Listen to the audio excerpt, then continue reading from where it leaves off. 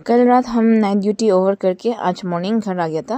पहुँचते पहुँचते 2 बज गया था शायद। हाँ, फिर आने के बाद आज डिनर हम बनाएगा बोल के हम मम्मी को बोला। तो डिनर के लिए हम चिकन लाया, बस 200 का ही लाया था। और ये हम चिकन ड्राई फ्राई तो नहीं, लेकिन हाँ थोड़ा ऐसा ग्रेवी टाइप का बनाएगा बोल के। तो हम ये सब इंग्रेडिएंट्स रेडी कर रहे हैं। आलू के साथ ही बनाएगा जैसे हम हमेशा बनाते हैं, लेकिन आज अदरक नहीं था तो हम लहसुन अभी रेडी कर लिया, सब प्याज व्याज भी रेडी कर लिया। तो अभी सब्ज़ी बनाने के लिए सब रेडी हो गया।